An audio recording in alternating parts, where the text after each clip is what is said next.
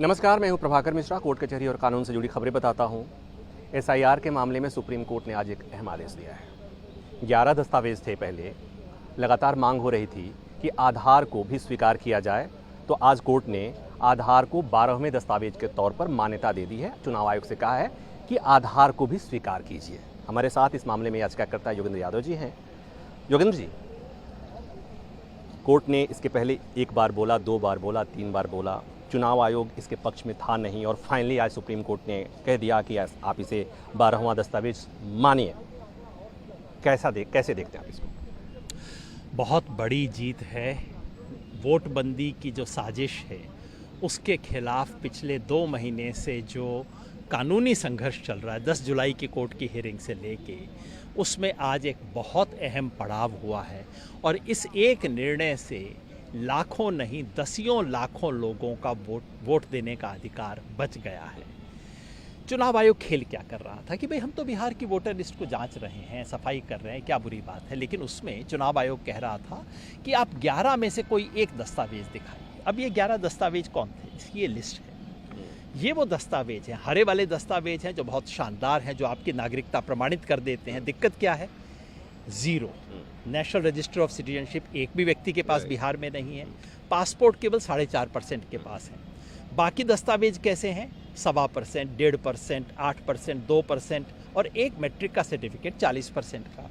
और चुनाव आयोग कहता है इनमें से कोई एक अगर आपके पास नहीं होगा तो आप वोटर लिस्ट से बाहर हो जाओगे। और जो दस्तावेज लोगों के पास हैं और जिसे चुनाव आयोग कल तक स्वीकार कर रहा था, आज भी दिल्ली में स्वीकार कर रहा है, आज भी राजस्थान और गुजरात में स्वीकार कर रहा है, ये दस्तावेज हैं जिनके पास, देखिए ये है आधार, 100% के करीब एडल्ट के पास इस समय बिहार में है, वो स्वीकार नहीं करेगा। बाकी दस्तावेज हैं 56%, 34%, 64%, वो सब स्वीकार नहीं करेगा। तो खेल क्या था? खेल ये था कि एक बड़ी संख्या में लोगों को वोटर लिस्ट से छांट दिया जाए, या कि उन्हें छांटने की एक मनमर्जी जो है वो लोकल अफसर के पास में हो, जो कि फिर पार्टी विशेष के इशारे के ऊपर लोगों की छटाई करेगा। ये खेल था। आज सुप्रीम कोर्ट के आदेश से उस पर विराम लगा। जैसा आप जानते हैं, सुप्रीम कोर्ट ने हर तरह की शराफत करके पहले देख ली। पहले कहा सुझाव है, फिर कहा आपने तो मान ही लिया है, फिर कहा कि अच्छा इसको कर लिया जाए। चुनाव आयोग ने एक नहीं मानी और आज पासा पलटा, चूंकि हमने एक आदेश चुनाव आयोग का दिखाया जहां वो उन बीएलओ को शो कॉज नोटिस दे रहा है जिन्होंने केवल आधार के बेसिस पे लोगों का नाम स्वीकार कर लिया है। तो फिर सुप्रीम, और साथ में हमने 50 लोगों का हलफनामा लगाया कहते हुए कि मैंने आधार दिया और मेरे को अफसर ने भगा दिया, कहा कि तुम और सर्टिफिकेट लेके आओ।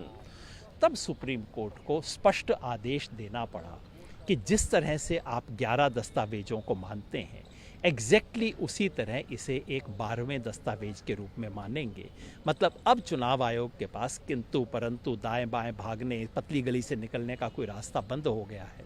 और इस एक आदेश से बिहार में दसियों लाखों लोगों का वोटिंग राइट बचा है, क्योंकि बिहार के कम से कम 40% लोग ऐसे हैं जिनके पास इन 11 में से तो एक भी दस्तावेज ना है, ना हो सकता है। एक सवाल, चुनाव आयोग पहले भी कहता रहा, आज भी कहा, सुप्रीम कोर्ट ने भी कहा कि ये जो आधार कार्ड है वो नागरिकता की पहचान नहीं है।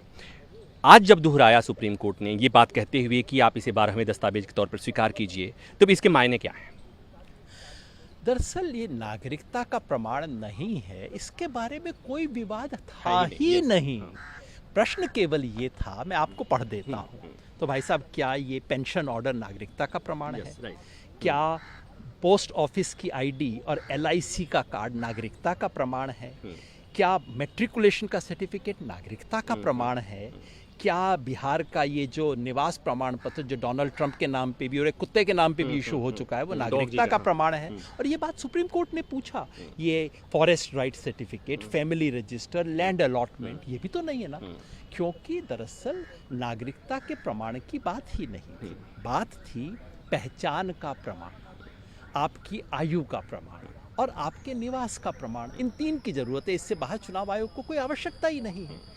और आज जजेस को कहना पड़ा कि भाई ये हम नहीं कह रहे हैं, आपके अपने नियमों में लिखा है कि आधार इसका प्रमाण है, आप अपने नियमों से कैसे ना कर सकते? अब एक चीज़ और कि उसी में कोर्ट ने ये भी कहा, उसके मायने थोड़ा समझाइए, कि जो कंसर्न ऑफिसर होगा वो आधार कार्ड की वैलिडिटी, आधार कार्ड जेन्युइन है या नहीं, उसकी जांच करेगा। तो वो तो जांच सारे दस्तावेज, जो भी दस्तावेज 11 एग्जैक्टली वो चूंकि चुनाव आयोग वाले बार बार उछल के कह रहे थे, तो जजेस ने स्पष्ट कर दिया। हकीकत ये है कि आप मैट्रिक सर्टिफिकेट की जांच नहीं करेंगे क्या?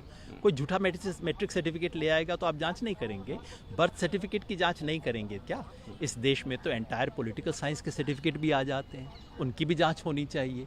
तो जांच तो हर एक सर्टिफिकेट की होनी चाहिए, और हम तो स्वागत करते हैं कि आधार की जांच करना सबसे आसान है, क्योंकि आधार की जांच, बर्थ सर्टिफिकेट की जांच करने के लिए तो आपको उस अस्पताल से लाना पड़ेगा।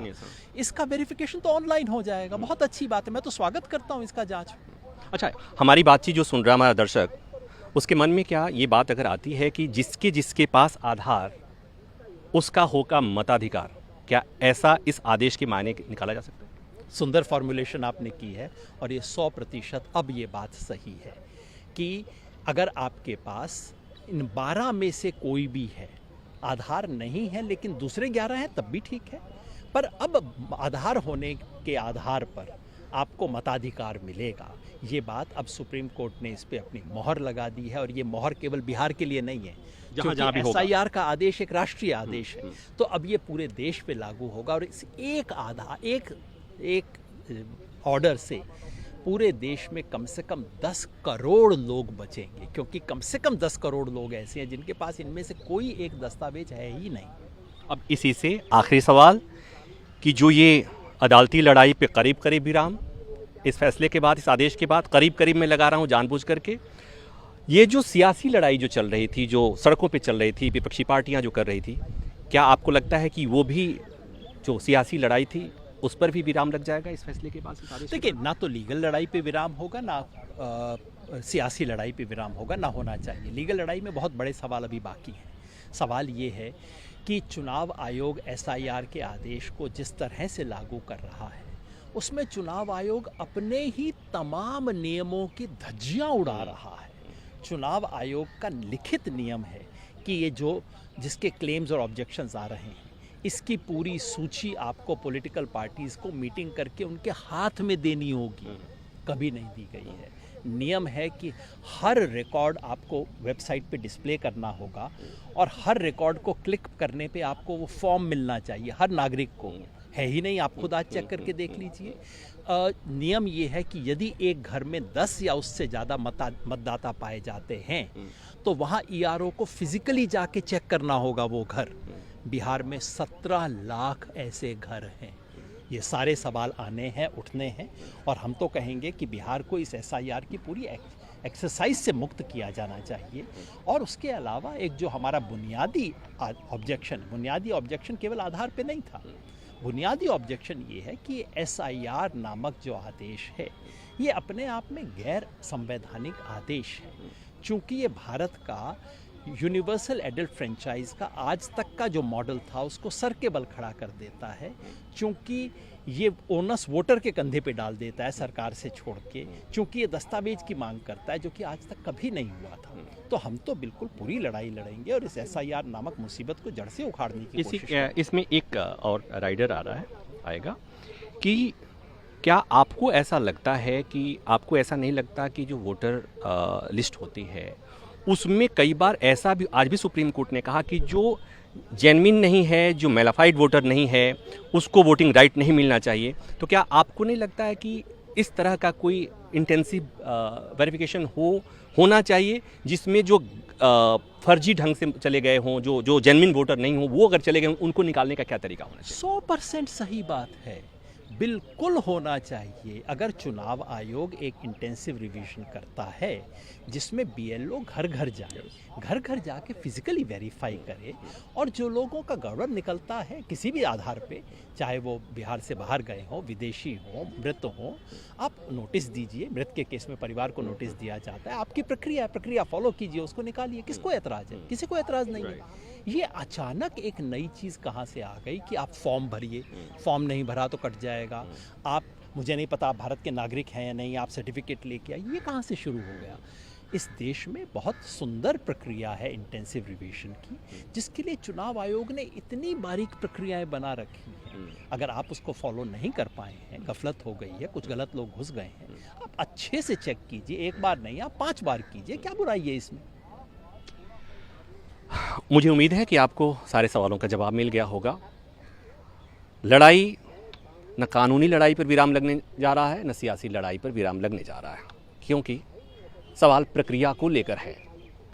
लेकिन जब सुप्रीम कोर्ट ने कहा कि आधार के आधार पर आप मतदाता बन सकते हैं, आपके वोटिंग राइट को कोई कर्टेल नहीं करेगा, कोई नहीं छीन सकता, तो निश्चित तौर पर ये उन मतदाताओं के लिए बहुत बड़ी राहत की खबर है जो दस्तावेज के अभाव में, मतदाता तो थे, दस्तावेज के अभाव में उनका वोटिंग राइट कहीं छीने जाने की आशंका उनके सर पे मंडरा रही थी। वीडियो बना रहे हैं अविनाश राणा। उम्मीद है ये बातचीत आपको पसंद आई होगी। धन्यवाद।